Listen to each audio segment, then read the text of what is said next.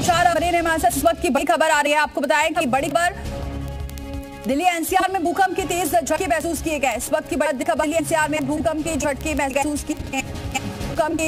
महसूस किए गए हैं।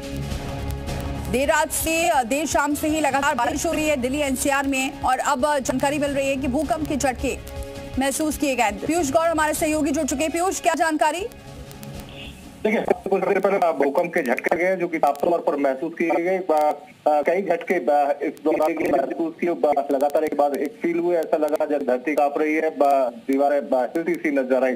पर दिल्ली एनसीआर में माना जा रहा है कि पूरे ये झटके महसूस, हालांकि उसकी केंद्र और इसका भी पता जा रहा है कि ये झटके का जो वो कहाँ है, भूकंप का क्या है, कितनी गहराई पर है, ये पता लग रहा है। पर लोगों में कहीं ना कहीं दहशत है, लोग अपने घरों से बाहर कहीं ना ले और कहीं क्योंकि झटके के बाद एक दोबारा सामूहिक रूप में महसूस किए तो ऐसा कहीं ना कहीं संकेत कर रहे हैं कि अपने घरों में जाने से बच रहे, बिल्डिंग से बाहर खड़े हैं, तो लग रहा है लोगों में अभी डर है।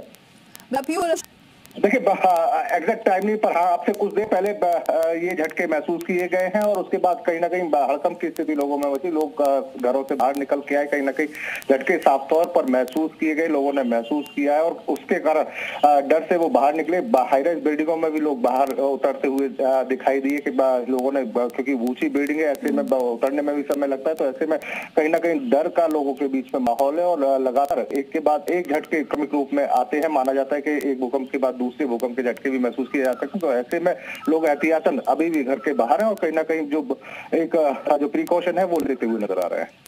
बिल्कुल। और क्या जानकारी है, क्योंकि बात है भूकंप के महसूस किए गए हैं और कल शाम से ही लगातार बारिश भी हो रही है दिल्ली एनसीआर में। निश्चित रूप से बारिश हो रही है, बारिश की वजह से लगातार जो जल भराव है उसकी सामने आ रही है। पूरे इलाके में ये महसूस किए गए हैं, तो कहीं ना कहीं एक सचेत, वैसे भी दिल्ली आसपास का जो इलाका है ये रेड अलर्ट जोन में आता है। यहाँ जो प्लेट्स हैं उनका संरचना इस प्रकार है कि यहाँ कभी भी अगर ज्यादा तीव्रता के भूकंप के झटके आए तो बड़ा हादसा पेश आ सकता है। तो ऐसे में जो लोग हैं उनमें डर का माहौल है। अभी जो केंद्र है उसका अभी यहाँ पता नहीं चल पाया है कि जो जानकारी है वो अभी आनी बाकी है। तो ऐसे में जो भूकंप के घर है वो इंतजार कर रहे हैं कि कोई सूचना सटीक मिले, केंद्र की दूरी पर है जिससे वो सरकार ले सके। बिल्कुल। और अभी भी घर के लोग भारी हैं।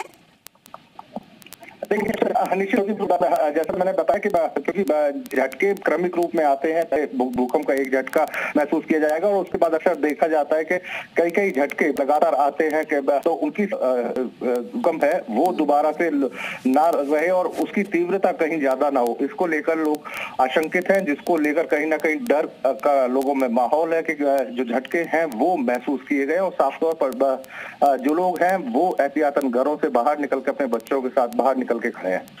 बिल्कुल पीयूष, और अभी 1-2 महीने पहले भी जब भूकंप के झटके महसूस किए गए थे तब भी देखा गया था जो उसकी तीव्रता थी वो काफी ज्यादा थी, जिसकी वजह से लोग काफी डरे हुए थे, खासतौर से क्योंकि दिल्ली एनसीआर में हाई राइज सोसाइटी है। लोगों को अगर ये झटके महसूस भी होते हैं तो उसके बाद उनको वहां से निकलना थोड़ा मुश्किल होता है। देखिए, निश्चित रूप से हाई राइज बिल्डिंग में रिएक्शन टाइम जो होता है वो बेहद ज्यादा लगता है, क्योंकि लिफ्ट में को ऐसे में प्रयोग करने से मना किया जाता है। ऐसे में 8वें 10वें माले या 20वें 25वें माले से कोई सीढ़ियों से कैसे आए और वहाँ पर वो झटके किए जा रहे होते हैं। जो बिल्डिंग स्ट्रक्चरल होती है वो हालांकि भूकंप होती है, जो बिल्डिंग का जो कंपन है वो साफ तौर पर ज्यादा महसूस किया जाता है और ऐसे में डर और दहशत का माहौल हाई राइज इलाकों में ज्यादा रहता है, क्योंकि लोग इतनी ऊंचाई से उतर नहीं पाते हैं, रिएक्शन टाइम जो है वो ज्यादा रहता है और ऐसे में जो लिफ्ट आदि का प्रयोग है वो ऐसे में मना किया जाता है, क्योंकि किसी भी तकनीकी खराबी के कारण अगर लिफ्ट फटी तो आप उसमें फंसे रह जाओगे और जो लोग होंगे वो उस समय आप तक मदद भी नहीं पहुंचा पाएंगे, क्योंकि वो स्वयं उस झटकों में फंसे हुए होंगे भूकंप के कारण। वो अपने आप को बचाने की कोशिश करेंगे तो राहत जो होगी वो देर तक पहुंच पाएगी और यदि कोई बड़ा हादसा पेश आए तो आप उसमें फंसकर भी रह सकते हैं। तो ऐसे में कहीं ना कहीं समस्या है और ये का जो कम तीव्रता के झटकों से भी जो दहशत का माहौल है वो लोगों में बिल्कुल। और अब ये देखना होगा केंद्र क्या रहा है और कितनी तीव्रता का रहा है, फिर आगे जो क्योंकि झटका भी आता है एक के बाद दूसरा झटका रहे और क्योंकि अब बारिश भी हो रही है, ऐसे में कई ऐसे इलाके भी हैं जहाँ जो मकान हैं वो भी काफी ज्यादा जर्जर भी हो चुके हैं। देखिए, बिल्कुल आपको बता, जो अभी अभी जानकारी मिल रही है वो 4.2 तीव्रता का ये भूकंप का जो झटका है वो बताया जा रहा है।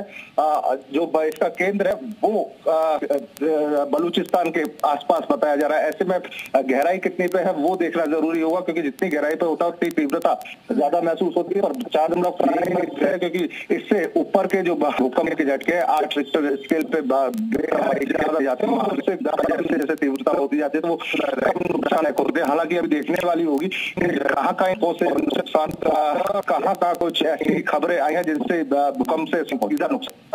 बिल्कुल पीयूष जी, बताइए हमारे साथ 4.1 इसकी तीव्रता रही है रिक्टर स्केल पर, और बताइए 10 सेकंड के लिए महसूस किए गए, लेकिन अभी जो तीव्रता है इससे घबराने की जरूरत नहीं है। पीयूष, यही कहा जाए क्योंकि अभी लोग घबराए होंगे, और ऐसे में अगर लोगों से अपील की जाए कि अभी वो घबराए नहीं, हालांकि सतर्कता जरूरी है, 4.1 से अभी घबराने की जरूरत नहीं है, ये माना जाए?